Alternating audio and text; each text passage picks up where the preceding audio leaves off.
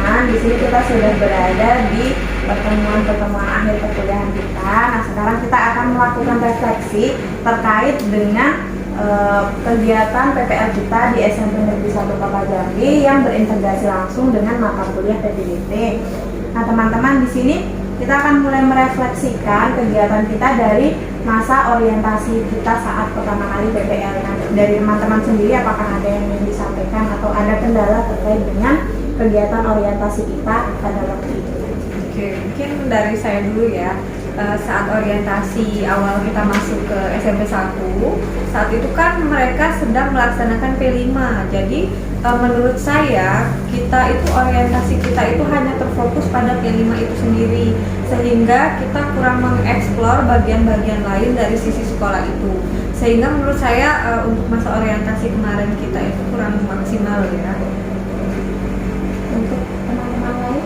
Baik, saya ingin menambahkan dari saudari Widya untuk mengeksplor lingkungan. Mungkin kita memang kurang, karena kegiatan kita fokus pada di ruangan multimedia gitu kan. Namun untuk kedekatan dengan guru menurut saya sudah maksimal, karena di sana kan juga banyak guru, dibandingkan ketika observasi itu kita harus di kelas, otomatis kita hanya dengan guru pamong saja kan.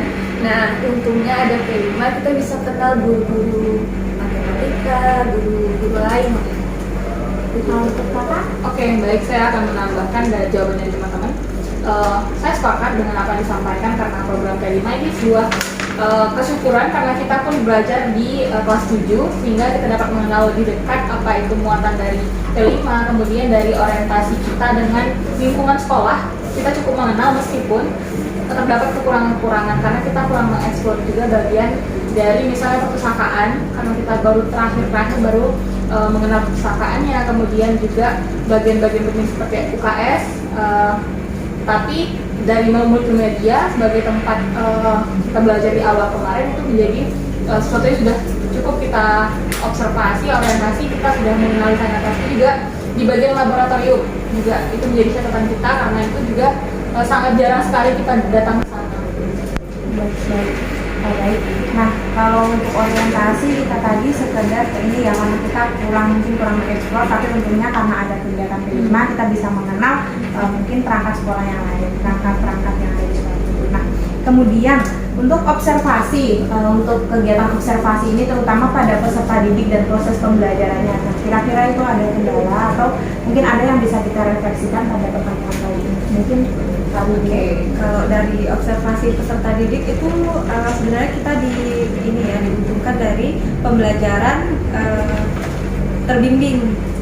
Jadi kita dari melihat bagaimana guru pamong kita mengajar, itu kita bisa memperhatikan sebenarnya karakteristik siswa kita itu seperti apa, metode media yang mereka suka itu seperti apa.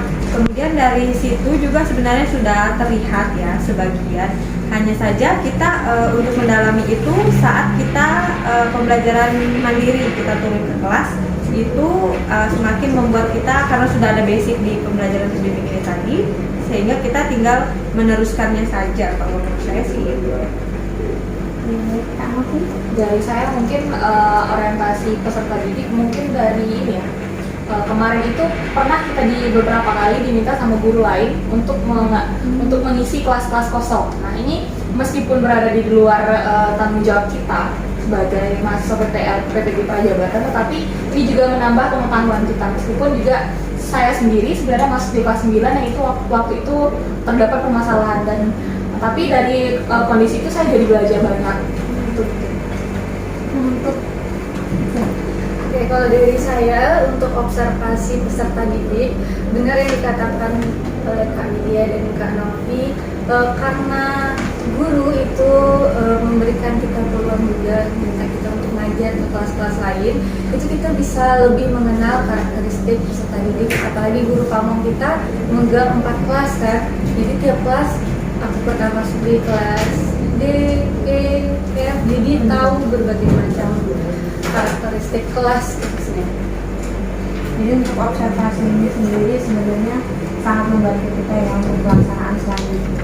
Nah untuk yang selanjutnya ini yang kita lakukan sampai kegiatan PPL kita ini berakhir, yakni pelaksanaan pembelajaran terbimbing kita, di mana kita harus merancang modul kita sendiri, melaksanakannya, mengimplementasikan modul tersebut di dalam kelas. Nah untuk pelaksanaan pembelajaran terbimbing itu sendiri kira-kira apa saja yang bisa kita jadikan bahan refleksi untuk hari ini? Mungkin dari motivasi belajar siswa ya, karena di kelas kita banyak mendapatkan beberapa siswa yang memiliki motivasi belajar yang rendah. Di kelas saya contohnya di 7E itu ada siswa yang terlihat kurang tertarik dengan pelajaran. Kemudian saya mendalami kenapa sih siswa ini kurang tertarik dengan pembelajaran saat itu. Ternyata siswa ini tidak menyukai pembelajaran yang monoton seperti itu. Sehingga dari situ saya memberikan solusi untuk mengatasi masalah itu dengan menggunakan atau memaksimalkan media pembelajaran seoptimal mungkin dengan membuat media pembelajaran yang menarik. Itu tidak hanya melulu harus dengan metode ceramah, tetapi menggunakan media seperti menonton film atau mempraktekannya langsung dengan PJBL seperti itu. Nah untuk teman-teman yang lain, Dari saya mungkin dalam observasi peserta didik ini ada beberapa hal yang kita bisa apresiasi karena kita mempunyai berbagai macam pegangan modul ajar ya. Kita punya juga bahan ajar yang beragam. Kita mengkreasikan media audio visual, kemudian dengan PPT juga, dan itu saya pikir tidak monoton pada satu bahan ajar saja, dan itu juga bisa mengkondisikan gaya belajar anak yang berbagai macam gaya. Tapi juga kekurangannya, kemarin saya menemukan kasus di kelas 7C itu ada satu siswa yang jarang sekali masuk sekolah. Ketika saya tanyakan, ternyata dia kurang motivasi gara-gara kurang perhatian dari orang tua. Karena kita sebagai mahasiswa PPL PPG tidak mungkin kita juga membuat kegiatan di sekolah itu, tetapi kita dapat mengakalinya dengan membuat modul ajar juga yang beragam. Dan kita juga bisa memberikan perhatian khusus kepada si anak, tetapi juga tidak terlalu kentara terlihat di peserta didik yang lain, sehingga anak itu merasa diperhatikan, bisa terpenuhi di kelas, hingga dia akan rajin ke sekolah, dan itu sudah terbukti. Setelah itu jadi siswa itu rajin ke sekolah. jadi sudah diimplementasikan dengan baik dan mendapatkan dampak yang baik juga ya dari siswa. Dari Eda, Jadi berarti rata-rata itu kasus kita itu karena motivasi belajar yang rendah ya. Begitu juga di kelas saya, kelas 7F, itu motivasi belajarnya mungkin tinggi, cuman kita tidak tahu karena mereka kurang aktif. iya siswa banyak diam. Iya. Dan itu setelah kita melaksanakan praktek pembelajaran terbimbing, saya melihat perubahan yang sangat signifikan dari siswa setelah kita menerapkan modul ajar yang kita rancang, yaitu modul ajar PJBL yang kita kolaborasikan dengan TGT waktu itu. Nah, pada pembelajaran yang terakhir itu Bu Isti yang masuk di kelas, saya sudah melihat siswa yang awalnya kayak diam, Mereka sudah mulai antusias ya untuk belajar. menjelaskan. sekali. Ya, untuk refleksi terakhir dari saya juga ketika saya masuk ke kelas terakhir kemarin, saya juga cukup terkejut ternyata modul ajar yang kita gunakan, kita implementasikan di dalam kelas itu ternyata memberikan dampak yang cukup bagus terhadap siswa, khususnya di kelas 7F, karena di sebelumnya itu memang kelas ini sangat sulit ya Ibu ya untuk memancing siswa agar aktif, namun ketika sudah diimplementasikan dan kemarin siswa bahkan tanpa harus disuruh mereka mau mengutarakan pendapat masing-masing. Jadi sepertinya untuk refleksi pembelajaran kita sudah cukup baik, dan saya juga merasa dengan kegiatan PPL ini kita melakukan refleksi, kita juga banyak mendapatkan hal-hal baru yang tentunya seperti bagaimana cara memahami tahap risiko serta didik, memanfaatkan pembelajaran dengan baik, dan lain sebagainya.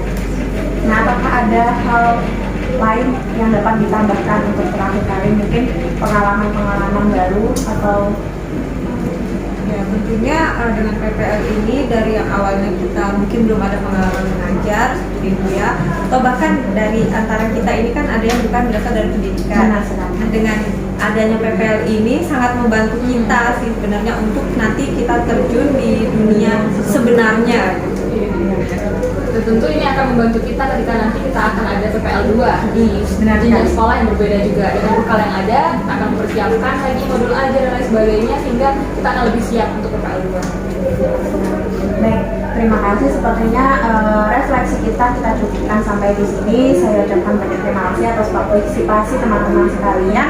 Dan saya akhiri, wassalamualaikum warahmatullahi wabarakatuh. Waalaikumsalam warahmatullahi wabarakatuh.